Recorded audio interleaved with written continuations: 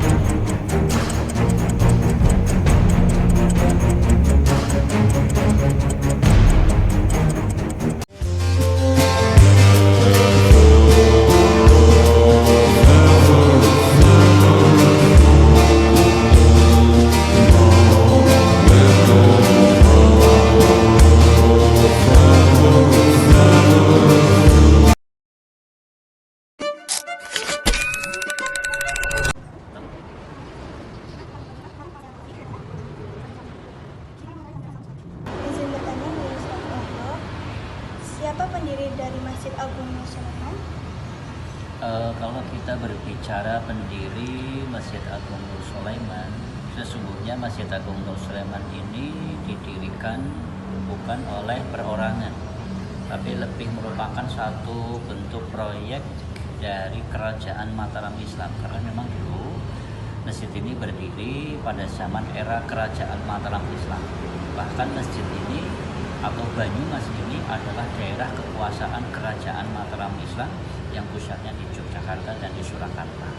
Sehingga kalau ditanya siapakah pendiri Masjid Agung Nur Sulaiman adalah atas inisiasi, atas proyek dari Kerajaan Mataram Islam. Maka kalau kita lihat bentuk struktur masjid kita menggambarkan masjid kuno pada zaman Kerajaan Mataram Islam.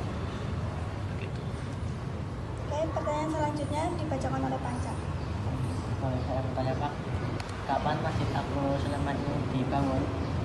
Ya, ketika masjid ini dibangun itu pada tahun 1755. Tahun 1755 itu Banyumas itu pada era kepemimpinan Bupati Banyumas yang ke-9. Beliau adalah Raden Tumenggung Yudonegoro yang kedua. Tetapi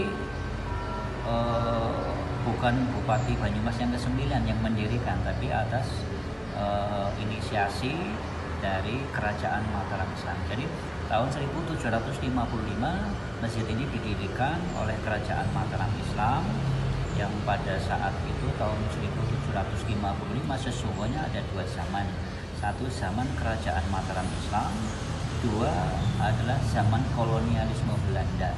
Sehingga masjid ini dibangun pada saat Indonesia jauh belum merdeka, tapi pada saat zaman kerajaan-kerajaan dan zaman kolonialisme Belanda. Sehingga nanti kalau kita ingin tahu masjid kita secara struktur, masjidnya adalah merupakan perpaduan dua kebudayaan, yaitu budaya kerajaan Mataram Islam dan budaya Belanda. Pernahkah menapaki sejarah di masjid tertua di Jawa? Inilah Masjid Agung Nur Sulaiman di alun-alun Banyumas yang udah berdiri lebih dari 400 tahun. Dibangun pada tahun 1755 di penghujung masa pemerintahan Raden Tumenggung Yudanegara II. Nama Nur Sulaiman diambil dari dua tokoh penting, Nur Daiman I, sang arsitek, dan Ki Ageng Sulaiman, penghulu pertama di Banyumas. Menjaga keaslian arsitektur, masjid ini tetap mempertahankan kayu jati dengan 12 pilar kokoh yang menopang bangunan utama. Jendela dengan ukiran khas Jawa memancarkan nuansa budaya yang otentik. Terdapat pula peninggalan bersejarah berupa beduk berusia lebih dari seabad dan mimbar berbentuk tandu yang masih digunakan untuk khotbah. Tak hanya sebagai tempat ibadah, masjid ini menjadi pusat edukasi. Mengunjungi masjid ini tak hanya merasakan sakralnya tempat beribadah, tapi juga merasakan napas panjang sejarah yang terus dijaga dan dihormati hingga kini. Matur suwun.